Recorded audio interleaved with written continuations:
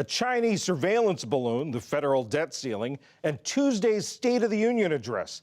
That's all grist for today's weekend briefing with our own congressional correspondent, Lisa Desjardins, and White House correspondent for NPR, Tamara Keith. Welcome to you both. The Chinese balloon really gripped everyone in the nation and here in Washington as well.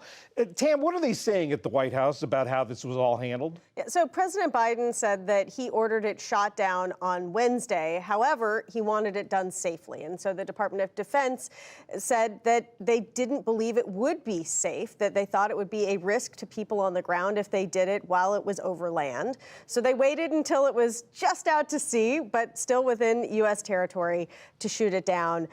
The White House is insisting that this was the best and only way that it could have been handled. Of course, they're also getting a lot of criticism and had been all week. Speaking of the criticism, Lisa, is some coming up from Capitol Hill?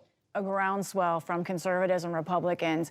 They see this as an opportunity politically, but I think they also have a policy problem here, that they think that the president should have acted sooner, should have directed the military to take this down more quickly. They question whether or not there really was a hazard. They say surely there was a space somewhere over the United States where it could have been safely done. And I think it's important to watch here that I think they're starting to define how they will go after President Biden for his expected re-election bid. Mitch McConnell, the Republican leader in the Senate, said the Biden administration reacted at first too indecisively and then too late. They're going to cast him as someone who is weak, indecisive, and behind the times here.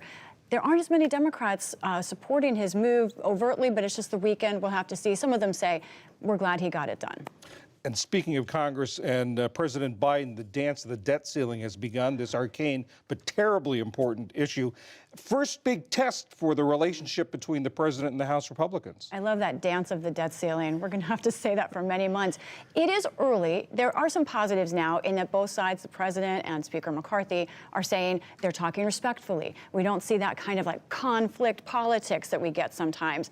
And these guys don't really think in terms of months as anything urgent, only when it comes down to days.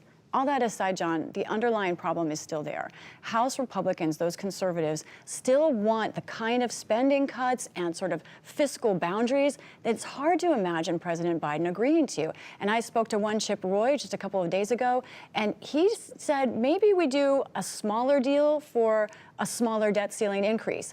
That's also something I don't see the president going along with. So we have a real problem still. Keeping on the topic of the president and Congress, the president travels to Capitol Hill Tuesday, his first State of the Union before a divided Congress, and the first as we go into an election cycle where he says he's running for re-election. Yeah, and his chief of staff also said he looks forward to working on his re-election campaign. So all of the signals are there. This is the biggest audience, in all likelihood, that President Biden will have all year. This is the one speech that everyone will carry. And so this is a messaging test for President Biden and his likely presidential campaign.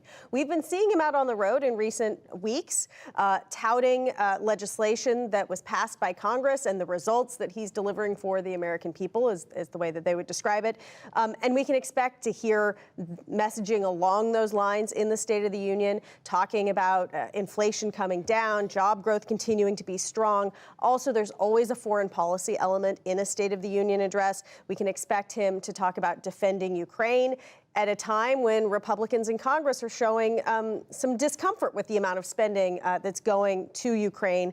Also talking about competition with China. I don't know if the balloon will come up, but now it seems like a pretty ripe opportunity for that.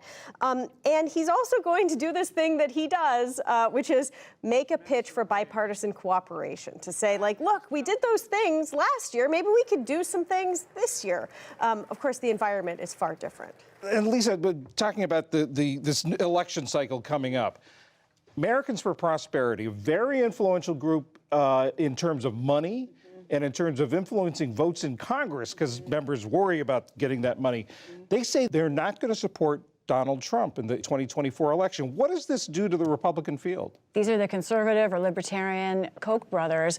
Now, it's interesting to note that they actually didn't endorse Donald Trump the last time either.